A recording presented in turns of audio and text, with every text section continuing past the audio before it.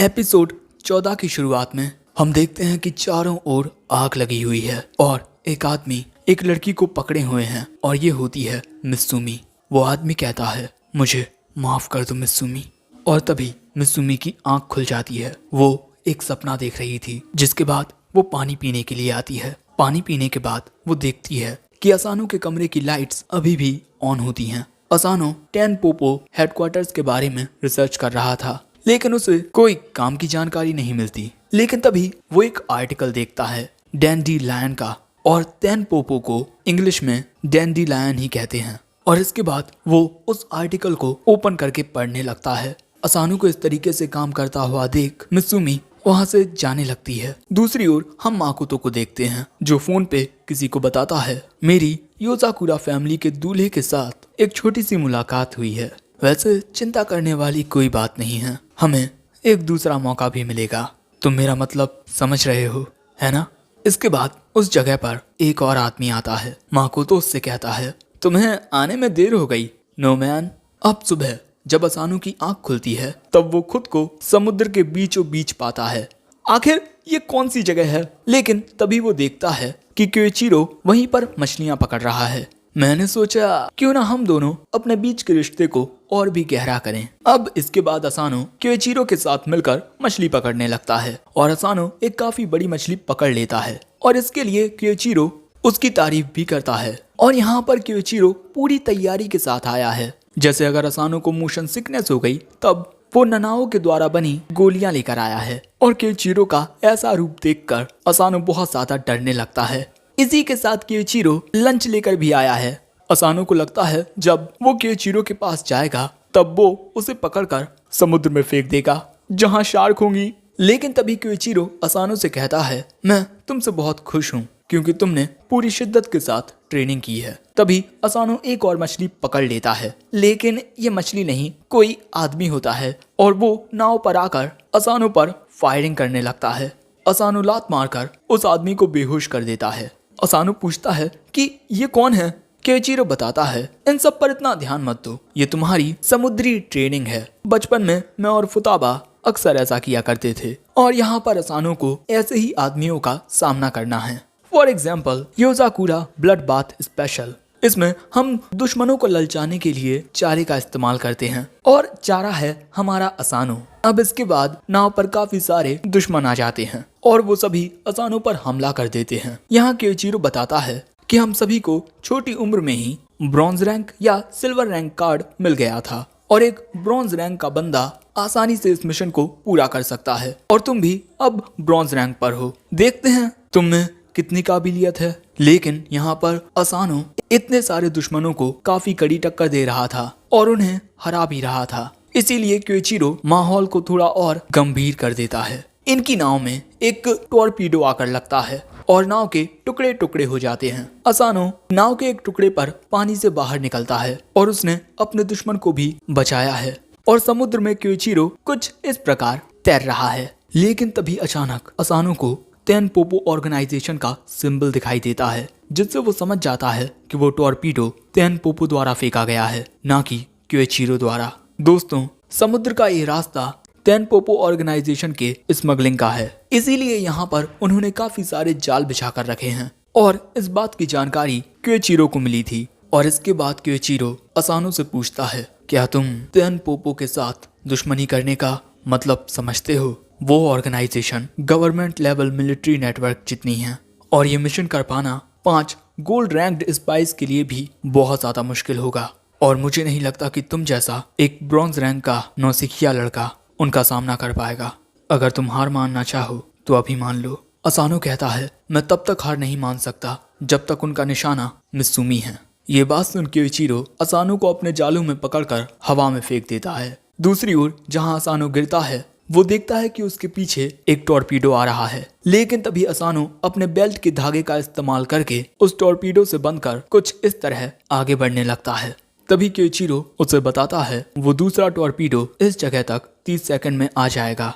उससे मुझे तो कुछ नहीं होगा, लेकिन बाकी के ये लोग मारे जाएंगे। और शायद से तुम ये बात अब तक भूले नहीं होगे कि जितनी बार भी तुमने दूसरों को बचाया है, अपनी जान को खतरे में डालकर बचाया है। लेकिन अब तुम एक प्रोफेशनल स्पाई हो, तो अब तुम क्या करोगे? अब इसके बाद असानो पानी के इस तेज बहाव के साथ उस टॉर्पीडो पर आ जाता है और इसके बाद एक छोटी सी चाकू से उस टॉर्पीडो के ऊपर के भाग को निकाल देता है। और एक टॉर्पीडो को रोकने के लिए सबसे पहले उसके कनेक्शन को तोड़ना होगा और इसके बाद असानो उस टॉर्पीडो की वायर्स के साथ छेड़खानी करने लगता है, जिससे थोड़ा शॉर्ट सर्किट हो जाता है और आखिर में असानो अपना पूरा जोर लगाकर उस टॉर्पीडो को रोकने में कामयाब हो जाता है और वो टॉर्पीडो असानो के साथ सीधा केइचिरो के पास आकर रुकता है।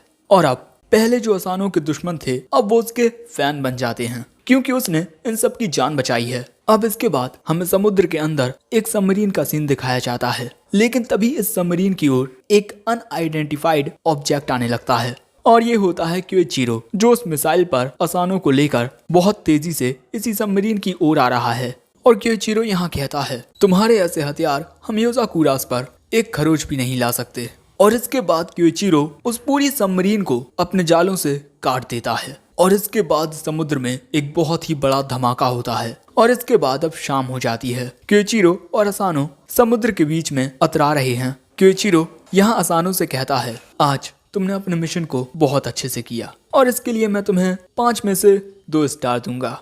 और कल रात तुमने जो आर्टिकल पढ़ा था डैंडीलायन, वो होटल टेनपोपो से कनेक्टेड है। होटल डैंडीलायन में मौजूद एक आलीशान रूम, वहाँ मिलेगा तुम्हें माकोतो कावाशिता। अगले दिन हमें डैंडीलायन होटल का सीन दिखाया जाता है, जहाँ पर काफी सारे लोग थे और यहाँ पर असानो एक सर्वेंट बन चुका है और असानो की मदद करने के लिए केइचिरो शिंजो को भी भेज रहा है और इस वक्त शिंजो ट्रेन में है। वैसे तुम उस होटल में पूरी तैयारी के साथ रहना, वरना तुम्हारे साथ कुछ भी हो सकता है। और ये कहने के बाद केइचिरो फोन काट देता है, लेकिन तभी फुताबा केइचिरो के पास आती है और पूछती है कि आखिर तुम ये क्या कर रहे हो, उस बच्चे को इन सब में क्यों घसीटना? केइचिरो कहता है उसकी फैमिली का एक्सीडेंट भी कहीं ना कहीं इस मामले से जुड़ा हुआ है और ये कहने के बाद केइचिरो वहां से चला जाता है। दूसरी ओर हमें उस होटल का सीन दिखाया जाता है, जहां पर असानो लिफ्ट में आकर सीधा 50वें माले पर जाने के लिए क्लिक करता है, जिससे एरर हो जाता है और तभी असानो में एक जोरदार मुक्का खलता है, जो देख उसका एक कोवर्कर कहता है कि तुम एलिवेटर से उन आलीशान कमरों में नहीं जा सकते, सिर्फ गिने चुने लोग ही वहां पर जा सकते हैं अपने फेशियल रिकॉग्नाइजेशन सिस्टम के जरिए। बेचारा असानो एक मुक्का खाने के बाद धुआं छोड़ देता है। अब असानो तय करता है कि अगर वो अंदर से ऊपर नहीं जा सकता तो बाहर से ऊपर जाएगा। असानो इसी प्रकार 40वें फ्लोर पर आ जाता है, लेकिन तभी वो देखता है कि एक बुढ़ा अपनी गर्लफ्रेंड के साथ लड़ रहा है। उसकी गर्लफ्रेंड पैसे खर्च करना चाहती है, लेकिन बुढ़ा इसके लिए तैयार नहीं होता और इसीलिए वो लड़की उस बुढ़े की ओर काफी सारा सामान फेंकने लगती है और इतना सारा सामान फेंकने की वजह से शीशा चटक जाता है और असानो का बैलेंस बिगड़ने की वजह से वो नीचे गिर जाता है और नीचे सीधे एक पूल में आकर गिरता है। अब पानी से बाहर निकलकर असानो कहता है कि मैं बाल बाल मरते मरते बच गया, लेकिन तभी वो एक औरत की बातें सुनता है।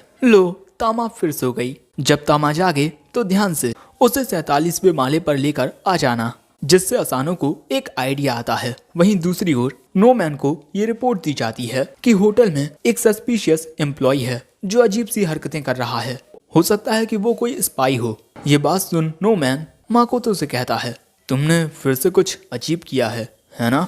और ये नोमैन डैंडीलायन कुकिंग योगा का ओनर है। लेकिन तभी माकोतो कहता है कि देखो, मैंने ये तुम्हारे लिए बनाई है। जो देख नोमैन कहता है, सच में तुम्हें सिलाई करना बहुत पसंद है। वैसे मैं आज तुम्हारे लिए एक नया बैच लेकर आया हूँ। ये एक नया और इम्प्रूव्ड वर्जन है विद लेस साइड इफेक्ट्स और तुम इसका इस्तेमाल जब चाहे तब कर सकते हो। लेकिन तभी इन पर हमला हो जाता है जो किया था इस कुत्ते ने। ये कुत्ता नहीं, हमारा असानो है और उसे देख इन दोनों के ही होश उड़ जाते हैं। लेकिन इसके बाद माकोतो असानो को पहचान जाता है। सच में तुम बहुत कोशिशें करते हो, काश मेरे पास तुमसे बात करने का वक्त होता, लेकिन मैं बहुत बिजी रहता हूँ, इसीलिए भाई।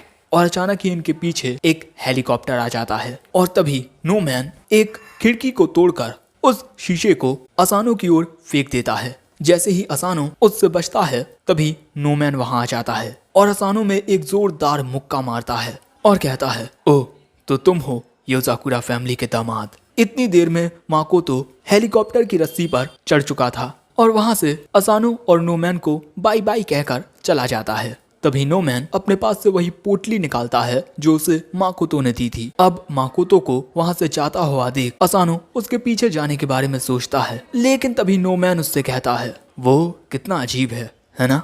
लेकिन चाहे कुछ हो, मेरी ये जिंदगी उसी की है और मैं तुम्हें उसके रास्ते में नहीं आने दूंगा। वैसे तुम चाहकर भी उसे रोक नहीं पाओगे। तुम जानते हो ना कि योजाकुरा ब्लड में एक स्पेशल पावर होती है। तेनपोपो काफी वक्त से इसी ताकत को पाने की रिसर्च कर रहा है और ये है वो चीज हाजाकुरा, और ये योजाकुरा ब्लड के रेप्लिकेट से बनी है और नोमैन उसे अपनी बॉडी में इंजेक्ट कर लेता है। और एक पर्सन को इस हाजाकुरा से कितनी ताकत मिलती है ये उसकी बॉडी पर डिपेंड करता है।